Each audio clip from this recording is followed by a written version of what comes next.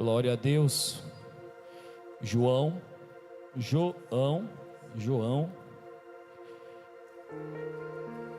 capítulo 6 e o versículo 68. Quem encontrou, diga amém.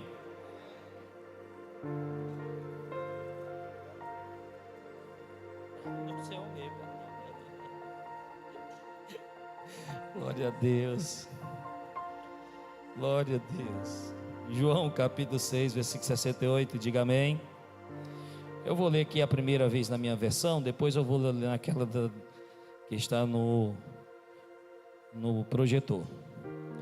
Então Simão Pedro respondeu-lhe: Senhor, para quem iremos nós? Tu tens as palavras da vida eterna. No projetor, a versão diz assim: respondeu, pois, Simão Pedro: Senhor, para quem iremos nós? É a mesma coisa. Tu tens as palavras da vida, as palavras da vida. 1, 2, 3, as palavras da vida eterna.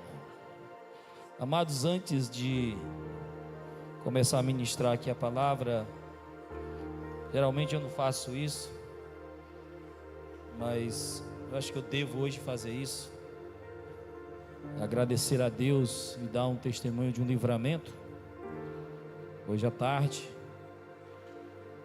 os dias têm sido muito corridos e ontem à noite nós saímos daqui tarde da igreja.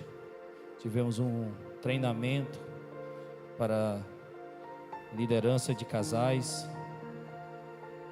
e fui dormir muito tarde e também acordamos muito cedo. E nessa correria do dia a dia, minha família meio que de improviso marcaram um almoço para a gente ir lá para o Horizonte almoçar com meu pai. A princípio ele não queria e depois aceitou em cima da hora. Passamos o sábado todo tentando organizar esse almoço. Ele não queria e acredito que aconteceu alguma coisa à noite. E aí de manhã muito cedo ele ligou para mim e disse: eu me arrependi, meu filho, eu quero almoçar com vocês. Aí eu disse: pai, eu vou tentar, porque desfiz tudo, mas vou me esforçar para isto. E de fato a gente conseguiu ir para esse almoço. Aí quando eu estava retornando, irmão, muito cansado, eu dei alguns cochilos na estrada e despertava, ficava orando: Jesus, deixa eu chegar em casa, me livre. Um sono muito pesado, muito pesado. E aí quando estava bem pertinho de casa, eu senti que apaguei. E quando eu de repente senti o volante vibrar, e quando eu despertei do sono, eu estava quase batendo no guarda-rei na BR-116 e vinha em velocidade alta, porque apressado em chegar logo em casa para poder lavar o rosto e se preparar para vir para a igreja. Então assim, quero agradecer a Deus, irmãos, porque eu tenho certeza que se o Senhor não toca naquele volante, eu tinha batido com muita força no guarda-rei ali na BR-116. Geralmente eu ando devagar, uns 80 km por hora, mas eu estava vindo com mais de 100, porque a pressa de chegar em casa e com medo de apagar. E eu tenho um sono assim que quando eu estou muito cansado, apago de uma vez. E graças a Deus o Senhor me deu este livramento, e quero louvar o meu Deus por este livramento.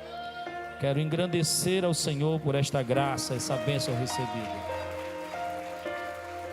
Louvado seja o santo nome do Senhor, e adorado seja Ele para sempre. Creio como mais uma oportunidade que Ele dá para continuar servindo a Ele e o seu reino e a sua amada igreja. Deixa eu dar uma respirada aqui e tomar uma água, né? Para não chorar.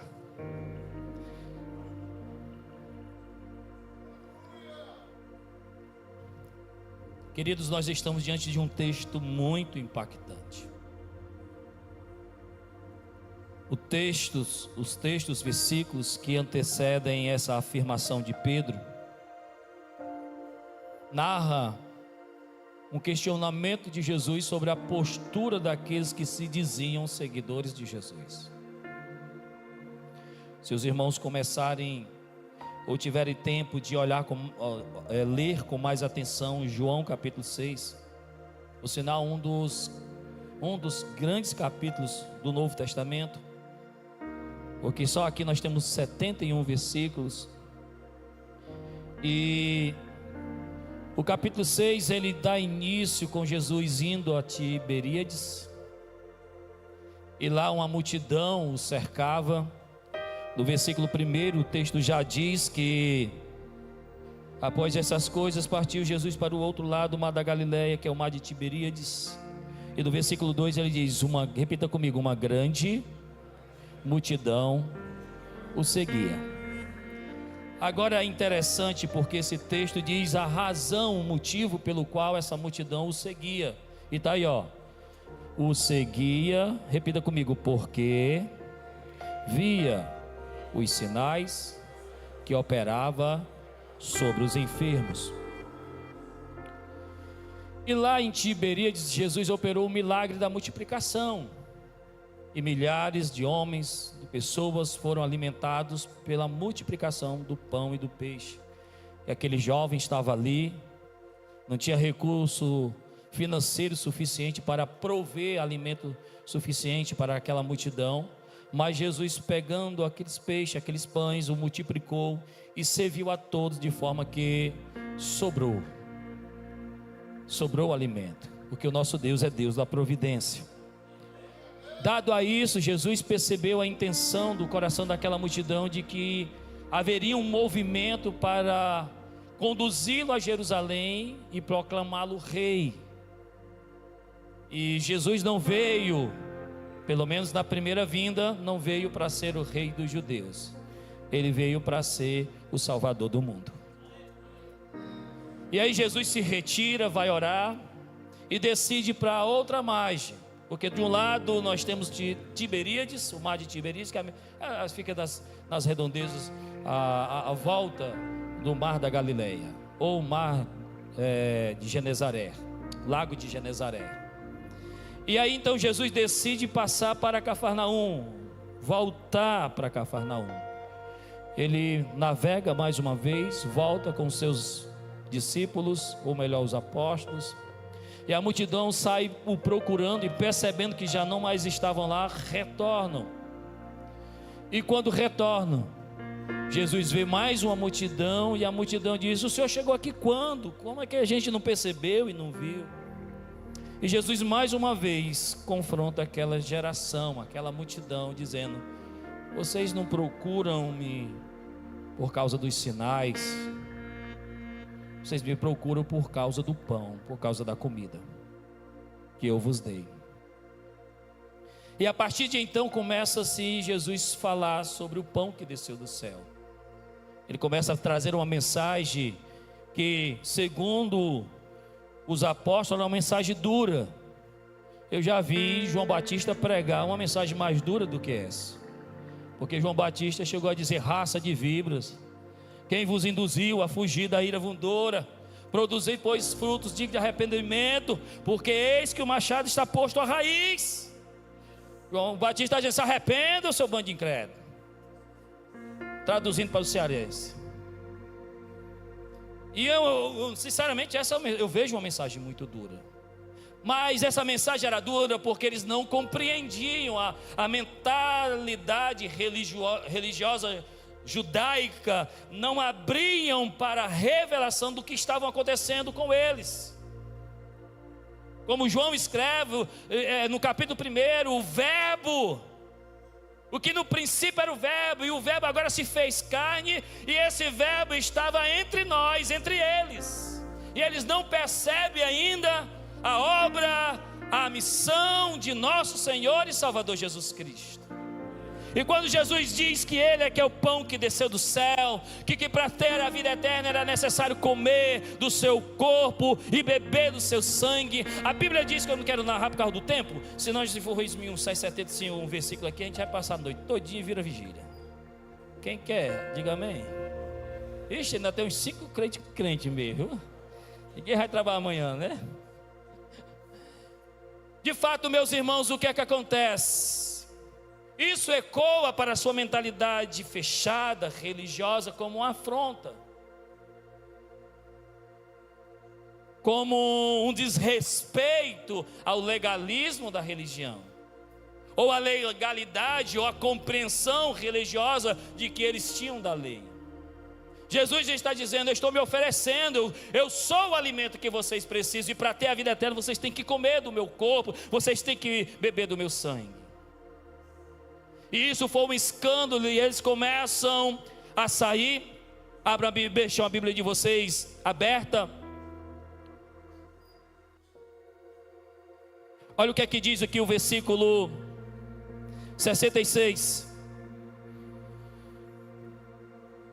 E desde aquele momento, muitos dos seus discípulos retrocederam. Repita comigo: muitos dos seus discípulos retrocederam, voltaram para trás. Olha o segundo agravante, a parte final do versículo. Repita comigo. Não, aí continua no 66. Repita comigo: e já não andavam com ele. No versículo seguinte, Pedro, então disse Jesus aos 67, então Jesus disse aos 12: quereis vós ir embora? Porque Pedro chega e disse: mestre, alivia a mensagem aí que o povo está indo embora. E aí Jesus diz para Pedro: vocês querem ir com eles? E aí vem eu acredito que, iluminado pelo Espírito de Deus, no versículo 68, Pedro responde o texto que nós lemos. Então disse Pedro: Senhor, para quem iremos nós? Para quem iremos nós? Tu tens a palavra da vida eterna. Meus amados, o que eu quero com essa reflexão, aonde eu quero chegar com essa meditação?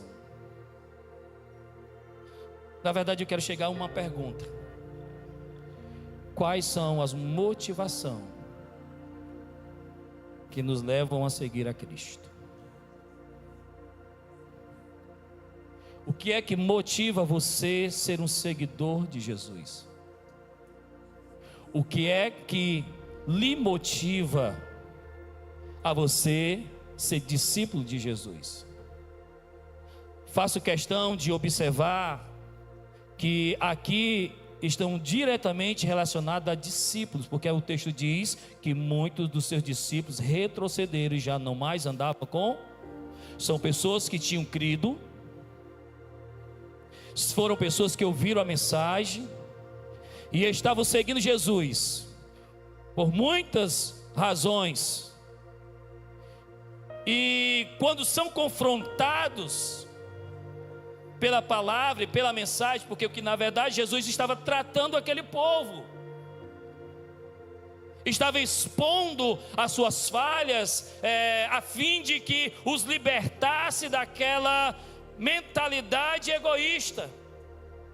Porque imagine, irmãos, você ter a oportunidade de sentar com o Salvador, de você ouvi-lo ensinar, de você ver Ele operando milagres, coisas extraordinárias, e isso não ser motivação para querer estar perto dessa pessoa, a não ser aquilo que Ele pode lhe oferecer, aquilo que Ele pode lhe entregar. E aqui nós observamos nesse texto que pelo menos por duas coisas motivavam essas pessoas quererem estar perto de Jesus ou seguir Jesus. É o que nós lemos no segundo versículo, que eles estavam motivados a seguir Jesus justamente por causa dos sinais.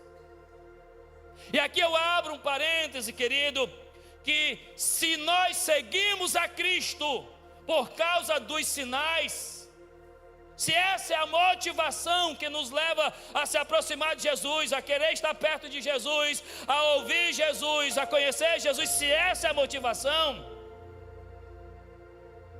nós estamos com a motivação errada. Porque os sinais, irmãos, não são para nos ensinar a amar a Deus. Os sinais são para revelar o caráter de Deus. Os sinais não é para mostrar para mim, para você, que Ele é super poderoso para a gente se aproximar dEle, por isso não. Os sinais são para dizer assim: eu sou Deus que estou no controle de tudo, eu sou o Criador dos céus e da terra, eu posso levantar, posso derrubar, eu posso curar, como posso matar, eu posso todas as coisas.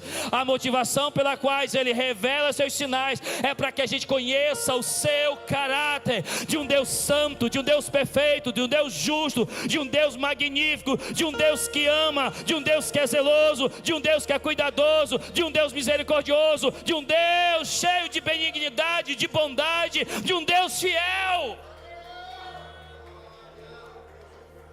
Os sinais são para apontar se você está precisando de um grande Deus. Este grande Deus é o Senhor dos exércitos.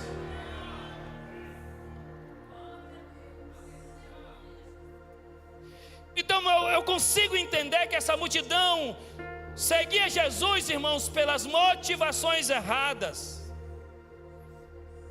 E quando a gente segue Jesus pela motivação errada, e por essa motivação só seguimos a Ele por causa dos sinais, dos milagres, do que Ele pode me entregar ou me oferecer, isso quer dizer que a minha caminhada com Ele não vai durar. Por quê? Porque diz a Bíblia que havia muitas viúvas em Serepta, mas Ele escolheu só uma para prover a sua necessidade. Havia dezenas de pessoas no tanque de Betesda, e mais apenas a um homem Jesus chegou e disse: quer andar? Quer ser curado? Você quer ser curado? Os sinais são a manifestação da graça de Deus. Os sinais são a manifestação da bondade de Deus. Os sinais são a manifestação do seu amor, do seu cuidado. Mas isso não deve ser a motivação pela qual eu deva seguir Jesus. Pode até ser uma centelha que me leve a crer, porque de fato e verdade os sinais despertam a nossa fé, nos sacode para crer no poder e na dimensão desse Deus. Mas não deve ser a motivação pela qual eu me aproximo dele. A motivação pela qual eu e você devemos se aproximar dele é porque ele é Deus bondoso, porque Ele é Deus santo, é porque Ele é o nosso Criador, e mediante a cruz passamos a ser seus filhos. A segunda coisa que eu encontro aqui revelado por Jesus, essas pessoas só se aproximavam de Jesus, ou a maioria delas estavam motivadas por causa que Jesus supria as suas necessidades. Paulo escreve, irmãos, eu sei que está falando sobre o contexto de ressurreição, mas eu posso tirar desse contexto para aplicar nesse contexto. Paulo diz assim: se nós esperamos Cristo só para essa vida, nós somos as mais miseráveis criaturas. Sabe, irmãos, hoje, mediante tantos falsos ensinos e heresias que percorre toda essa terra e a nossa nação, de mensagens as mais variadas através das redes sociais, corremos um grave perigo, um grande perigo de nós se aproximarmos de Jesus só por interesse. Eu não tenho nenhuma dúvida de que Deus transforma a vida financeira. Eu até uma tese, que eu nunca falei isso no púlpito, mas eu tenho uma tese que todo crente é obrigado a prosperar. Ele é obrigado, todo crente é obrigado a prosperar. Aí você diz: por quê? Porque antes de ser crente, tinha dinheiro para o cigarro, tinha dinheiro para a bebida, tinha dinheiro para a prostituição, tinha dinheiro para tudo. Agora é crente, não fuma mais, não bebe mais, não se prostitui mais. Então está sobrando dinheiro. Se está sobrando dinheiro, vamos aplicar da forma certa. Vamos se organizar melhor. Toda sexta-feira o camarada estava no bar, gastando tudo. Chegava ali no final de semana, lisava, passava a semana toda trabalhando para encher o bolso, para gastar de novo. Agora acabou, meu filho, está liberto disso. Continue trabalhando, vai multiplicando. Então nós temos a obrigação de prosperar, porque vai sobrar dinheiro. Nós não estamos mais gastando com aquilo que não é pão. Mas aonde que eu quero chegar, queridos, é que muitas pessoas têm sido motivadas a se aproximar de Jesus por causa dos sinais ou por aquilo que Ele pode lhe suprir. E eu não tenho dúvida alguma de que Deus cuida, de que Deus faz, que Deus é Deus de providência, que Deus é Deus de milagre, eu não tenho dúvida nenhuma. E eu tenho provado de grandes operações e milagres na minha vida, sou testemunha disso. Mas o que eu quero com essa mensagem incentivar tanto a mim quanto a você é que a nossa paixão, nosso amor pelo Senhor, não é como diz a canção, não é porque Ele faz, não é pelo que Ele pode te dar, nós temos que amá-lo porque Ele é. Porque Ele é. Porque Ele é Deus, porque Ele é Senhor, porque Ele é magnífico. Não é porque a minha vida está tudo bem, não é porque o meu casamento está bem, não é porque os meus negócios estão bem, não. Porque no dia que tiver mal, você deixa.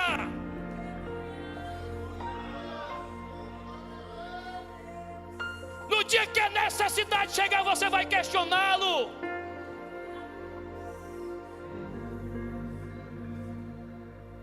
No dia que a porta se fechar, você vai duvidar. Quando Jesus começa a confrontar, os sinais parecem que desaparecem, a provisão parece que é esquecida, e ele agora começa a questionar a mensagem de Jesus.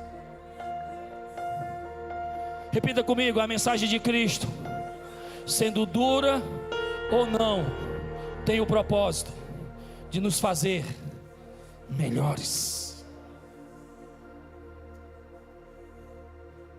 A mensagem que provém do coração de Deus para nós, irmãos, nem todavia vai agradar. Porque é verdade que vem mensagem que agrada o nosso coração.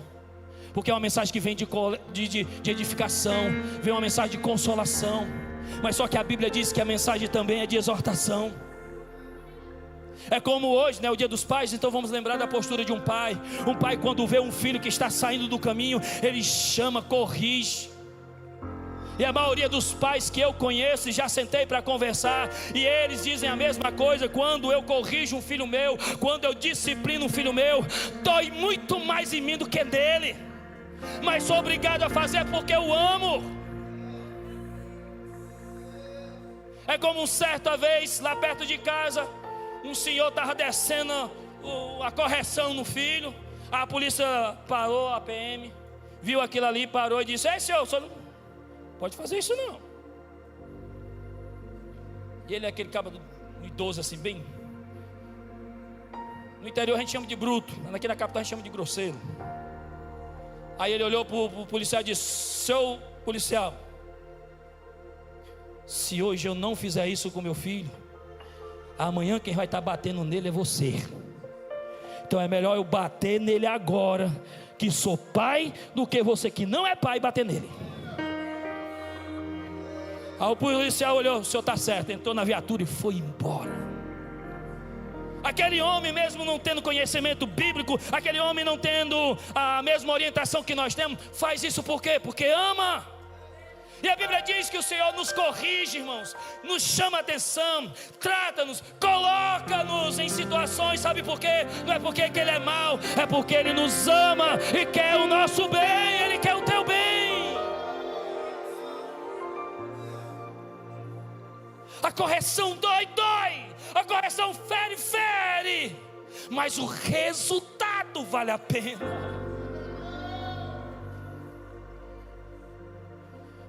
Uma vez, quando eu estava pastoreando a igreja do Parque Dom Pedro, a igreja se reuniu para fazer um aniversário surpresa para mim. E foi surpresa mesmo, no culto de domingo. E eu comecei a achar estranho, porque via assim os meus colegas do colégio. Eu disse: rapaz, Jesus está chamando até esse pessoal. E aí depois, quando eu vi a minha família entrando inteira, eu entendi o mistério. Eu disse: tem alguma coisa hoje. E naquela oportunidade foi o primeiro culto que eu participei, em que estava toda a minha família, meu pai, minha mãe e todos os meus irmãos, com exceção o Ricardo. Mas os que não são crentes estavam todos lá. E naquela noite, em lágrimas, eu disse no microfone: minha mãe e meu pai, ou meu pai e minha mãe, eu quero agradecer a vocês por toda a correção que vocês me deram. Quando vocês me repreenderam, quando vocês me corrigiram, quando vocês me disciplinaram, de fato doeu muito. Mas hoje eu entendo que tudo isso era amor. E só sou o homem que eu sou hoje, graças à correção de vocês.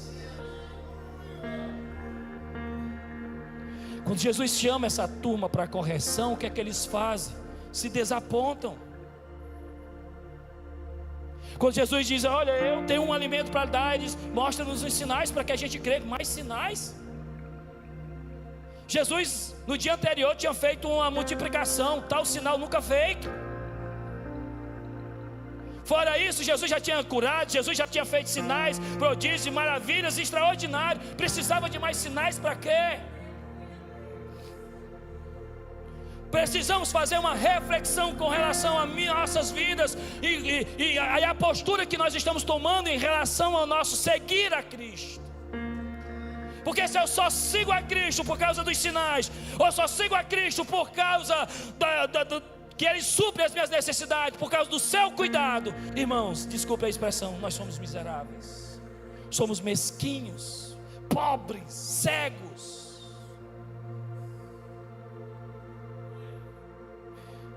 Eu e você temos que chegar a Cristo, chegar a Deus, não por causa das suas bênçãos, mas por causa dele é Deus.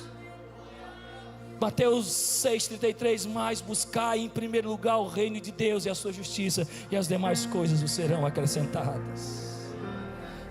Amai ao Senhor sobre todas as coisas, de todo o vosso coração e de todo o vosso entendimento. É colocar Deus no lugar que Ele deve estar em nossos corações. Se Ele curar, Ele é Deus, mas se Ele não curar, Ele continua sendo Deus. Pega aí, ministério de louvor. Se Deus curar, Ele é Deus, mas se Ele não curar, Ele continua sendo Deus. Vou dar mais um testemunho. Minha mãe está hospitalizada devido à Covid. Chamo os meus irmãos que eram crentes e disse: vamos entrar no propósito de jejum e oração. Deus vai tirar a minha mãe, a nossa mãe, daquele hospital, e nós vamos fazer um culto de ação de graça, em celebração a Deus pelo milagre recebido. Chamei a Tiene, vamos entrar no propósito de jejum e oração. Nós acordava todo dia de madrugada, eu não lembro se era 3, se era 4 horas da manhã, mas nós levantávamos de madrugada, e nós orando, jejuando todos os dias, chorando: Jesus, livra a minha mãe. Aos domingos eu ia com meu irmão Ricardo, que também é presbítero da igreja, e nós ficamos de frente à UPA, estendendo as mãos e orando e repreendendo o espírito da morte e profetizando a cura dela, a libertação dela. Aí a Tiene falou uma coisa que me ofendeu, mas foi uma verdade. Depois de uma semana mais ou menos dessa luta de oração, a Tiene disse assim: Soares, eu vou te fazer uma pergunta. Eu digo, eu já vi você orando por outras pessoas que estavam enfermas, e orando assim: Senhor, se o Senhor quiser curar, cura, mas se o Senhor não quiser curar, prepara e leva. por que você ainda não orou assim com a sua mãe? Aí meus olhos se encheram de lágrimas, e assim com muita dor na alma e no coração, disse: porque eu quero que Jesus cuide. Só que essa palavra ficou o dia todo comigo. E o homem é orgulhoso, né? O homem é orgulhoso, né? E para não dar o braço torcer, eu fiz essa oração sozinho, sem Altiene.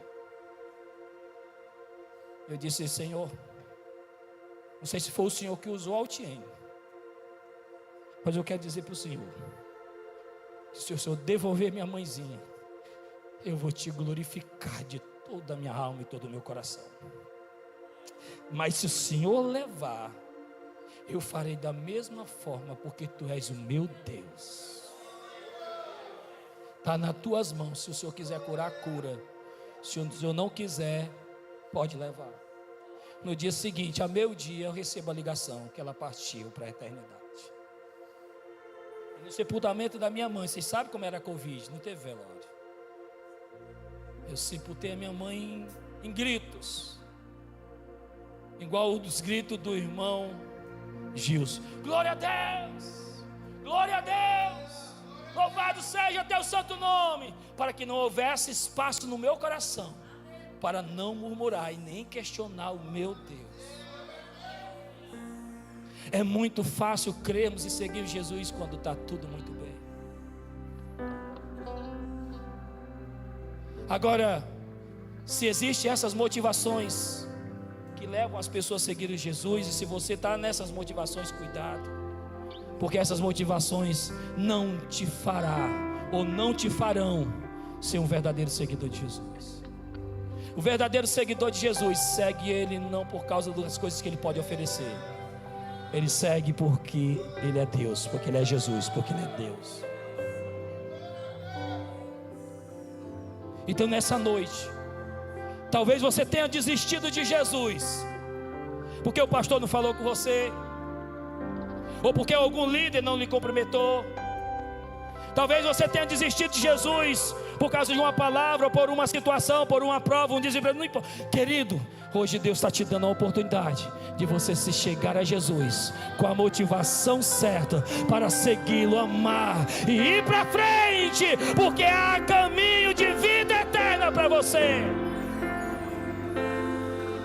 Agora para pensar comigo, e aqui eu encerro a mensagem. Volta lá, não sei quem é que está na operação do computador lá, versículo 68. E aí Jesus diz: vocês querem ir com eles? Sabe o que Jesus está fazendo? Ele está provando a motivação do coração dos seus apóstolos. Ele está colocando em xeque os verdadeiros sentimentos deles em relação a Ele e a eles. E quando Jesus põe em xeque e diz assim: vocês querem ir com eles? Se aqueles homens seguem a multidão, eles tinham provado, demonstrado, não para Jesus, mas para nós, que eles só estavam perto de Jesus porque tinham algum interesse, não pela motivação correta. Só que quando Pedro ousadamente escuta isso, ele responde: calma, calma, Senhor. Para onde nós iremos? Ou perdão, para quem iremos nós? Olha que interessante essa pergunta que ele faz, irmão, porque ele não está se referindo a lugar, mas a pessoa. Ele não está dizendo assim: para onde iremos nós? Ele não está dizendo assim: para quem iremos nós? Sabe o que Pedro está dizendo assim? Senhor, não dá para ficar longe de ti, não. Sabe da mulher samaritana? O Senhor disse para ela que se ela bebesse nunca mais teria sede. Nós já bebemos, não dá para parar. Não dá para parar. Não dá para parar.